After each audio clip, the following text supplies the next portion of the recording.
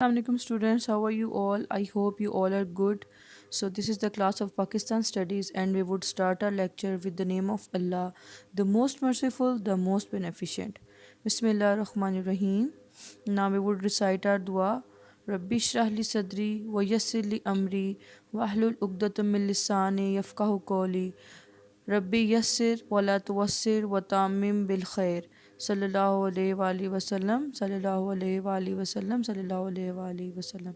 So this is the class of Pakistan studies and the subject code is 2059, and today we are going to deal with the book 1 or the paper 1, that is history and culture of Pakistan. So this lecture is for the students of grade O1 Cambridge ordinary level, and the lecture is about the chapter number 5, and this is the first part of the chapter number 5. The total parts of the chapter are 5, and you would find all the parts on our YouTube channel. So the chapter is, to what extent have Urdu and other languages contributed to the cultural development of Pakistan? So this is the picture for your reference, the history and culture of Pakistan. So before moving forward, we would first look about the introduction of a language, that what is a language. So basically language, we all know that it plays a vital role in development of any state or national culture, because national language helps in developing uniformity, harmony and a cultural identity by bonding people together. It means that national language is a key factor that would bring all the people of a nation together, and it would unite the people in their beliefs, in their thoughts and in their expressions as well. So it helps in building a shared understanding of what a nation believes in. As we all know that the national language of Pakistan is Urdu. So if we talk about the languages of a subcontinent, we all know that there was a time that there were lots of languages being spoken in the subcontinent. Today in this era also there are lots of languages that are being spoken in the subcontinent. So if we compare the language Urdu with the other languages, with the primitive languages of the subcontinent, then we would come to know that the Urdu is relatively a new language as compared to the other languages. Now we would look into the history of a language.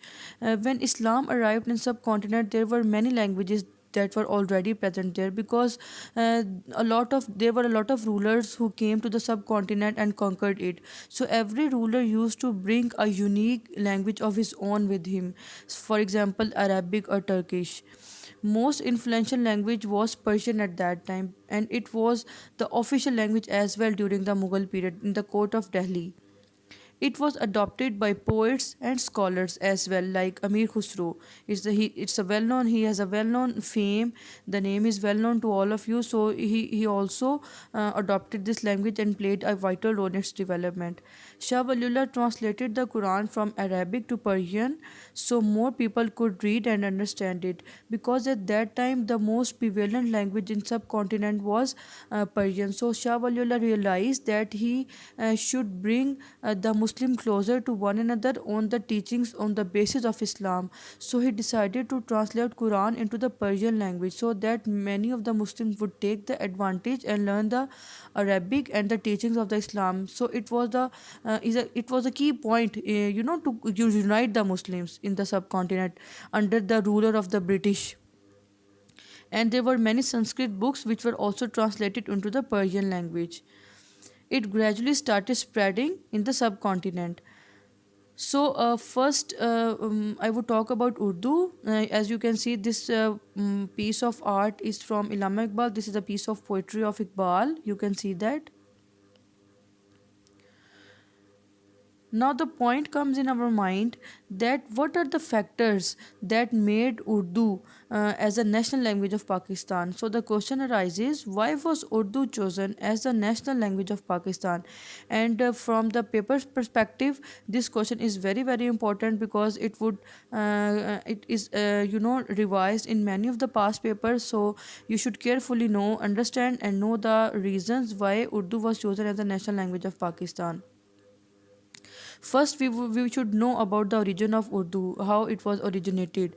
It first originated in the era of sultans of Delhi in northwest India, when Persian, Turkish, and Punjabi interacted with the local dialects of Delhi and the surrounding area. It widely spread in Mughal period. In 30th century, the Muslim army started using a common language for better understanding. It means then when it was a time of about 13th century, so Muslim armies started collaborating with one another, and for the better understanding they created a language, and that was afterwards called as Urdu. Now, the next thing is the literary background of Urdu.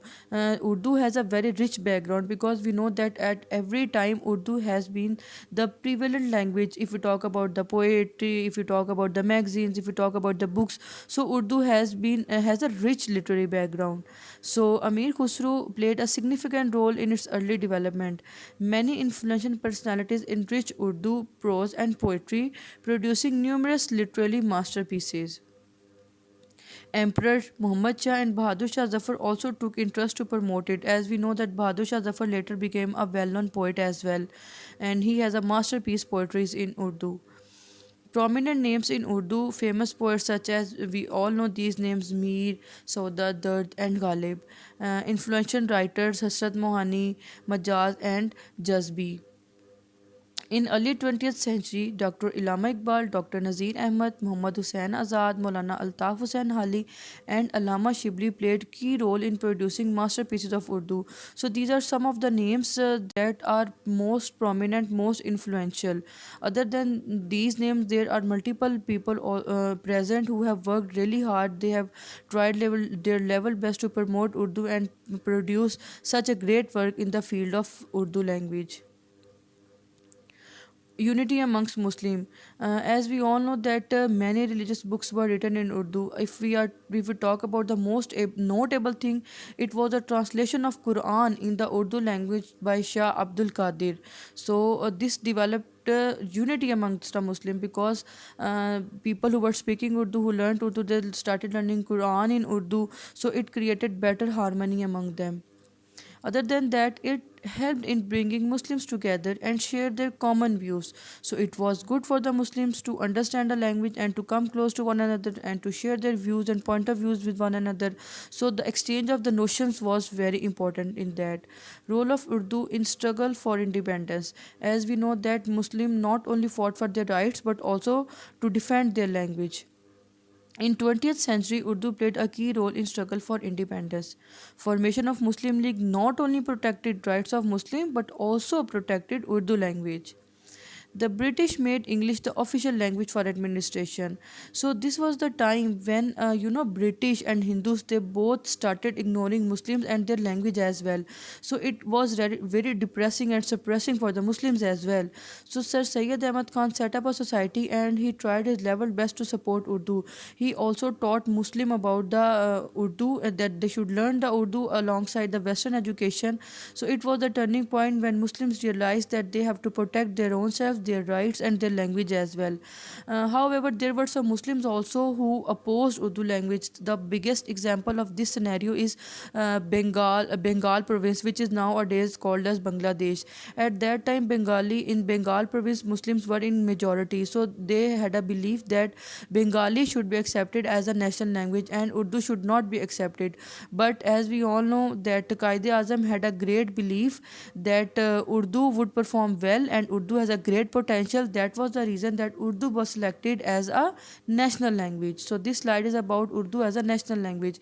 So it was basically the belief of Qaid that Urdu has a great potential in uniting the country. It is a sort of a linking source. It's a bridge among the provinces, because as we know that we have four different provinces and every province has a different language. So Urdu work as a bridge, as a link between the provinces and between the people as well. So government has taken plethora steps for the growth of Urdu.